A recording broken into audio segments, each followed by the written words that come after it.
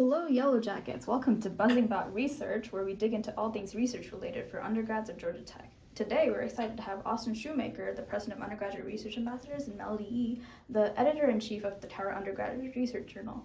Whether you're curious about research or already knee-deep in it, we've got all the details. Welcome to the podcast, Austin and Melody.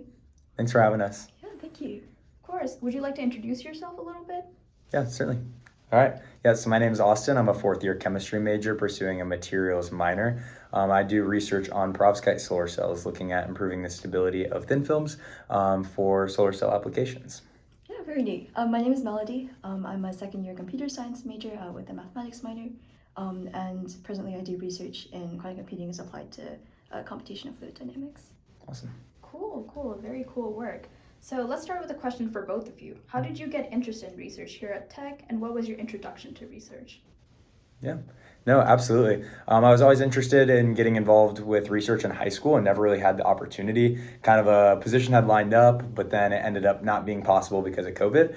So when I got to Tech, I was really excited to get started with research. I started looking around. I actually had registered for a undergraduate research focused version of GT1000, our intro class here at Tech for incoming either first years or transfer students. And so through that class, they kind of walked us through writing some cold emails to send to some professors. And so I had looked at a couple professors who I thought their research was interesting, one of them being the teacher for my intro material science course.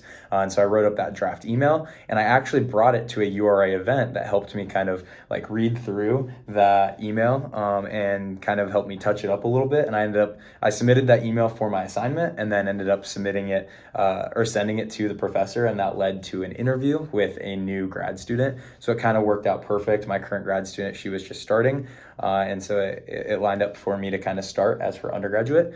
So I started that first semester kind of helping her just as a volunteer basis. And then the next semester kind of started taking research for credit. And then following that, I kind of started to begin my own personal project and ended up doing some research for pay and through our peer grant, some other research funding. And yeah, what about you? Yeah, that's definitely quite a journey. I think I started a little bit differently. I was lucky enough to have opportunities for research in high school. We're not quite as burdened with COVID. So during my last 2 years, I had a chance to explore a little bit like quantum computing or annealing as applied to bioinformatics.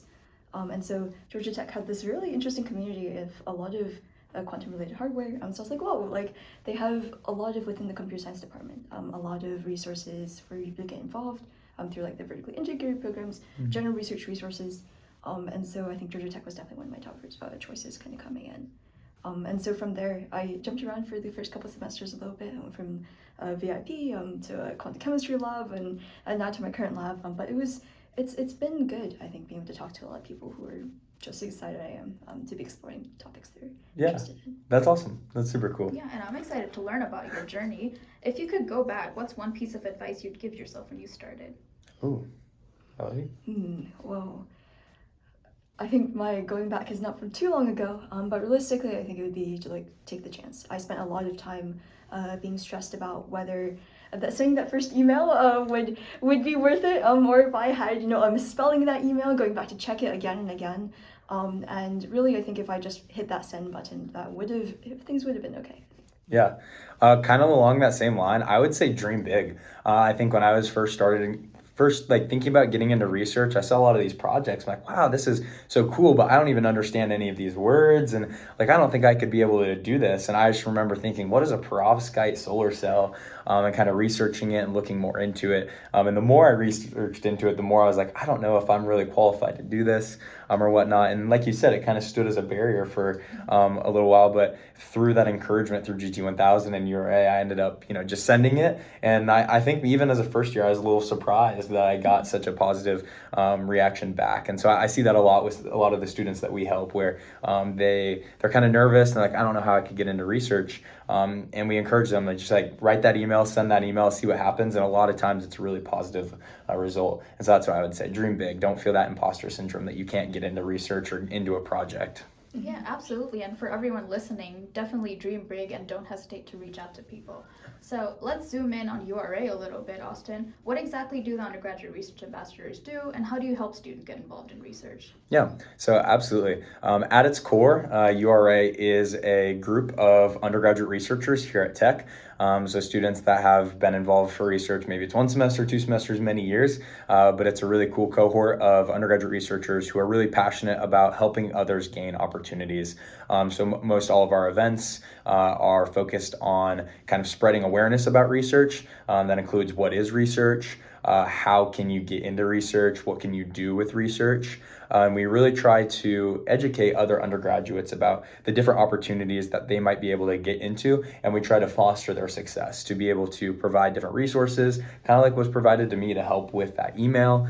And then also students that are already in research, kind of promoting opportunities for them to be able to present their research. We do lots of writing and presentation workshops. We also do lots of different research fairs where students have the opportunity to come present a poster presentation, an oral presentation. It might be their first time, or maybe they're getting close to another bigger conference they want to go to, or they're getting closer to graduate school, and it's really good practice for that. They'll be able to receive feedback and things like that. And then further down the line, we kind of try to bring back graduate students that have, obviously graduated to the next level of research. We try to invite them to come to a lot of our events so they can kind of share what they've learned, as well as to kind of promote the different opportunities that they have in their lab. We try to encourage the grad students that are here at Tech to think back to the opportunities that they were given as undergraduates, and try to encourage them to pay that forward, to open up opportunities for students to join their lab. Of course, a lot of times that will take or require some approval from the PI, but I think we've all kind of seen that a lot of times research can kind of go through the grad students and kind of who that they would like to bring on and mentor. And we all kind of have our graduate students that have really led us to where we are in our research. And so we really like having that full circle,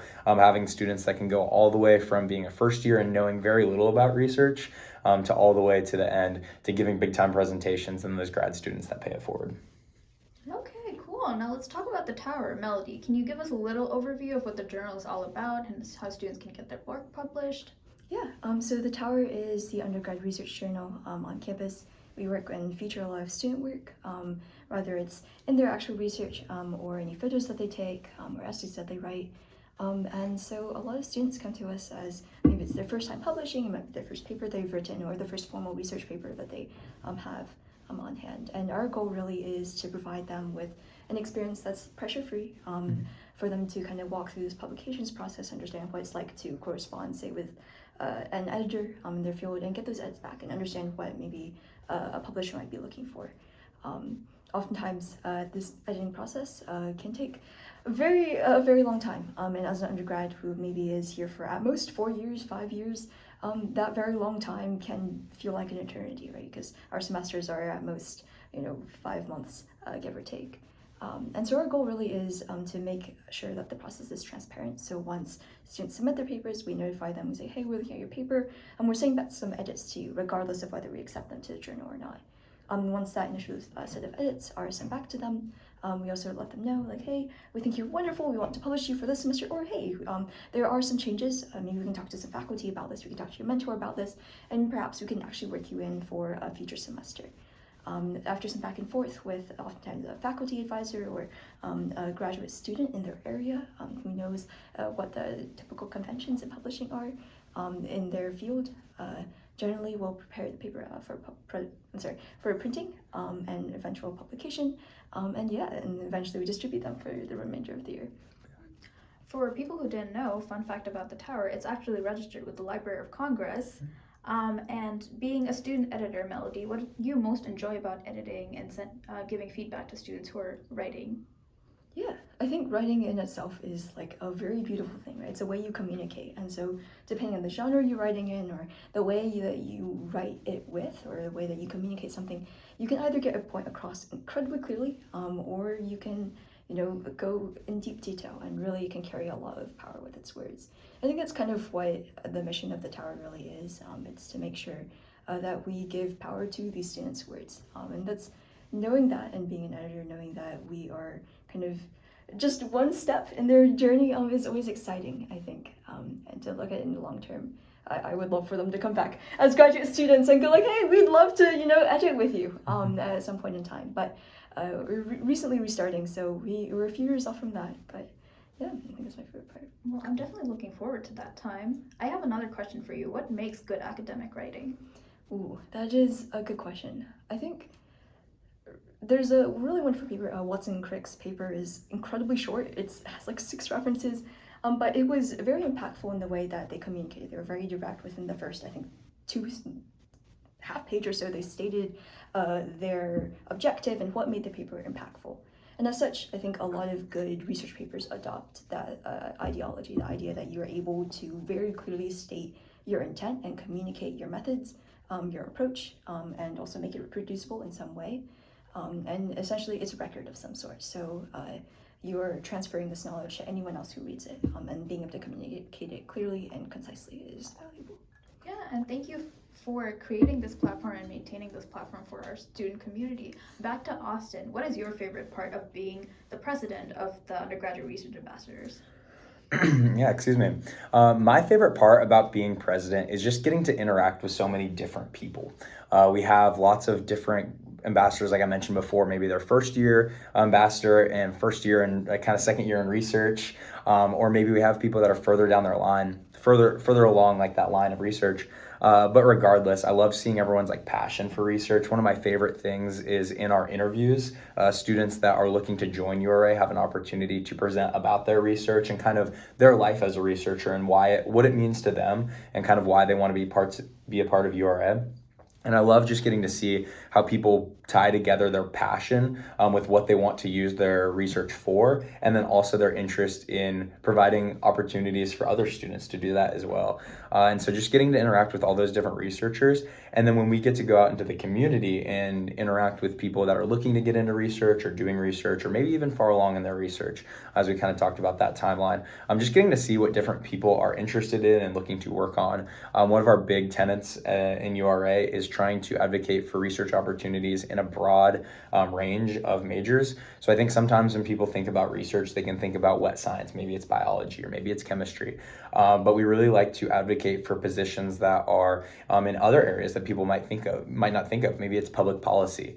Maybe it's writing and communication. Maybe it's in even mechanical engineering and aerospace engineering. Sometimes I hear from students that struggle to find how they might be able to do research, even computer science. Sometimes it's like, how can I find a research project? Don't I need to be a scientist?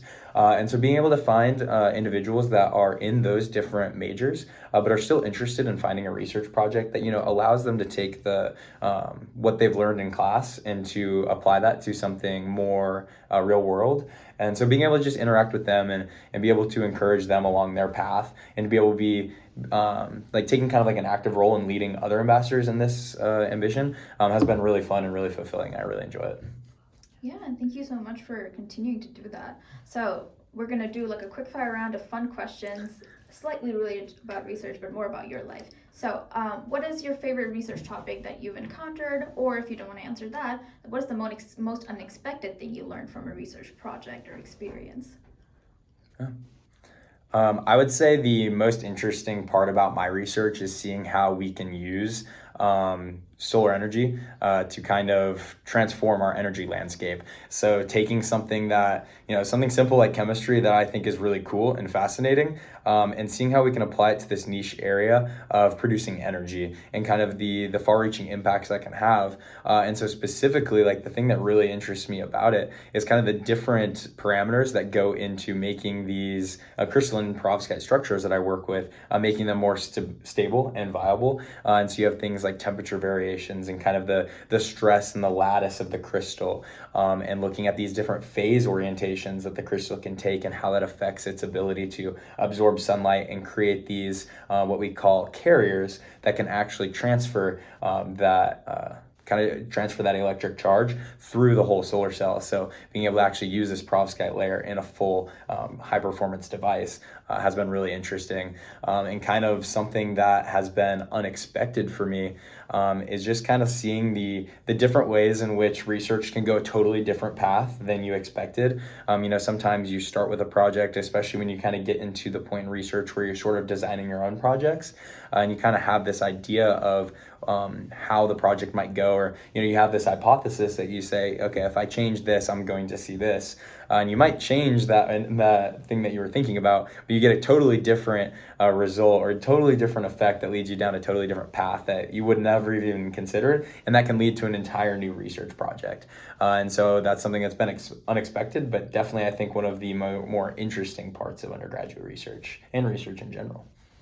Oh, yeah, for sure. I think on my end, there's a secondary project I've been looking into that works with kind of learning data distributions from a certain quantum algorithm called like oblivious amplitude amplification. It works on their very specific cases, but it's very interesting because the way you visualize it, it's like if you had a little mini gymnast for every single bit in your quantum computer, and it was tumbling itself. Every single time it tumbles, it's called amplitude amplification because there's a certain part of your little gymnast that gets amplified, and that's the part that you're looking for generally. And so it's very funny to work with. I think I've been struggling with a certain algorithm for it as of late, but the idea has been the more that I tumble them, I've been wondering why the wrong parts have been amplified. So it's definitely interesting in the sense that it's so algorithmic and kind of almost abstracted that you can apply it to a number of areas. Sometimes it's a precursor perhaps to quantum machine learning, for instance. And so I think having and knowing that there is a potential to it, I think is always exciting, and being able to explore that area is certainly interesting. Yeah. Awesome. That sounds really cool.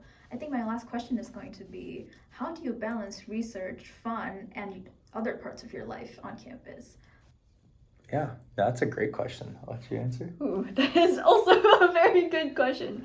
I think for sure a lot of it has been down to scheduling, kind of figuring things out. Honestly, I would say I'm still work in progress. So Austin, if you have any suggestions, please, I would love to hear them. But generally, I think it really has been trying to keep track of things, relying a lot on different calendar functions. And I've asked a lot of people for help in the sense that I've asked them for advice and for suggestions on how to approach things. And someone said there's no such thing as a stupid question. And I think in most cases that is true. So kind of admitting that you need to either delegate something or also saying, hey, can I push this to sometime later, or letting someone know that you're prioritizing it certainly is really helpful, whether it comes to research or just about anything else in life. Yeah, no, absolutely. I think while I would never be like the scientist that I am today without my classes and the things that I've learned intellectually, I definitely would not be the like professional that I am now without like undergraduate research and all that has taught me with like time management and just like building schedules and kind of planning out different things. With my research, a lot of times it takes kind of sequential steps where you have to prepare your substrates, prepare your precursors, create these thin films. You have to do the process of annealing them, which kind of finalizes that crystallization and creates your final thin film, and then characterizing them. And so all of that kind of has to be done sequentially and a lot of times within 1 week. And so trying to plan that around different like classes and it looks different every single semester because my class schedule is always different. So, every semester really is unique. And so all of that planning has really prepared me. And then getting into kind of the fundamentals of preparing presentations, whether it's like posters or writing and oral presentations, of like learning how to kind of communicate my research and organize things in a logical path. You talked about kind of what leads to effective writing and kind of using those different techniques that will allow me to share what I think is super cool and what is fun with others. Because, we're asked kind of what makes it, how do you balance it with fun? And I think kind of a core element of research is while you what you're working towards, you should definitely think that it's like fun and interesting and cool. A lot of times I speak with students and they ask like, what happens if I join a research lab that I really don't like, or I don't like the project? And that's a big part of undergraduate research because it gives you all these different opportunities to learn about what it is that you like and what it is that maybe you don't like. One closed door, realizing one thing about research you don't like will really point you towards what you are going to end up enjoying. And even if you're not necessarily going to go into graduate school for a specific project, you're still going to maybe go to the workforce or go on to something else where you're going to be using those research skills. And it's really interesting to be able to find out what it is that you like. And so that's what I really like about my research, is I think it's cool. I think it's interesting, aside from just like the usefulness and the impact that I hope it has. And so I've been able to balance that. And then also just like the group atmosphere, I think is important. I always kind of joke that like I hope my group hasn't ruined groups for me, because we're kind of like so fun and have like we like our science and we do a lot of hard work, but we also kind of enjoy our time like in the lab and in the office. And my PI even kind of plans some like social events. And so that's what a lot of times what I try to encourage people when they're thinking about getting into research as well, is that it really is kind of like that community. And we've talked about how much we've grown like in our research labs. And like I know I'm a little further along in my research career than you, but we've both kind of seen like what that has contributed to kind of our professional growth. And whatnot. And so all of that time management really makes, I think, an undergraduate career really interesting and really fun. We could talk about all the other clubs and organizations we're involved in as well. I think that's one of the biggest gifts of undergraduate, just studies. And so being able to tie research into that and kind of plan it all out really has been a good time, and has taught me how to balance those different things. Mm-hmm. Yeah, thank you so much, both of you, for sharing your insight. For anyone listening and interested in getting involved, what are some things they can do? Is there anything upcoming that they can attend? What's the best way to learn more? Yeah. Well, I was just gonna say like the best things that we can like get involved with for URA specifically, we're like always doing some like big events. So coming up just like recently, this week, we're going to be doing our big fall research fair. So that's one of those opportunities where we have, invite students to come present their research with poster and oral presentations. We'll have grad students there to kind of share about their different opportunities that they have. And then just as a general rule, whenever we have students that come and meet with us, whether it's like one-on-ones or in like Q&A sessions and whatnot, asking how to get started, my number one recommendation is always to start with like faculty pages and research pages. You can kind of go online and you can search for, for our university, obviously it would be Georgia Tech, and maybe it's like the mechanical engineering department, maybe it's the chemistry department, the computer science department, and you can look at all those different faculty researchers and see the different projects they're working on. I always encourage students to kind of make a list of 3 to 4 research groups or projects that they're interested in, and kind of starting to formulate those ideas. And just that kind of research process will kind of help them gain a better idea of what kind of research they can do, and will point them towards a position that they can then like apply for. Mm-hmm. Yeah, for sure. I think we have a partnership with URA on November 6th from I think 5 to 6 p.m. Where we have a few panelists who are coming in to discuss, how to write a research paper, which is very exciting. The submissions for this year's edition of the Tower also open up on November 1st, which I think is Friday. And so we're quite excited. They're due eventually on January 17th. So there's quite a long time in terms of preparation to get the submissions in. And then on November the 15th, we have our annual Kaleidoscope event, which is really where student researchers who have prepared, slide presentations come in and they present a lot of their work. The only caveat being that they have at most 20 seconds on each slide and at most 20 slides. So it'll be an interesting day. Yeah, that's awesome. And for all the listeners out there, I also like to share, like with URA, we're always holding like ongoing office hours. So that's something I mentioned earlier. That's something where you can go online and you can just search Georgia Tech undergraduate research ambassadors, and you can find all of us, and it'll share our names and our majors and our research focuses. And you can search through our different timeline of office hours. So we have a whole schedule online, and you can sign up to meet one-on-one with an ambassador. Maybe they're in your specific major, or they're in a research area that you're looking to join, and you can kind of go through that one-on-one meeting. And then that's like really where you can dive into looking at those emails and kind of how can I find a research lab I want to join. And then of course we like to hold events all throughout the semester, so we always have our Instagram. I'm sure it's going to be linked below, or linked however wherever we're posting, wherever you're listening to this video. Can always find those different events and whatnot. And you can always reach out to any ambassador by finding our emails online, and any questions. That really is, people always will in emails kind of express like thank you so much for getting back to me, like it means so much. And that like really is like our purpose. Like I really do, each and every ambassador wants to express like how much they enjoy sharing research with others, because again, like none of us would really be able to find our positions if it wasn't for a lot of help from other people. Maybe it's like the graduate student that put out the project opening and kind of took the time to meet with us and allow us in, or maybe it's other people like undergraduate research ambassadors that kind of help people get in. So we always like to be able to pay that forward, and it is one of our passions. Yeah, thank you so much, both of you. And that's a wrap about Buzzing About Research. To everyone listening, remember to check out our awesome resources. Our emails are always open. Let us know if you have questions, and let us know in the comments if you'd like this to be a series. Thank you so much. Bye.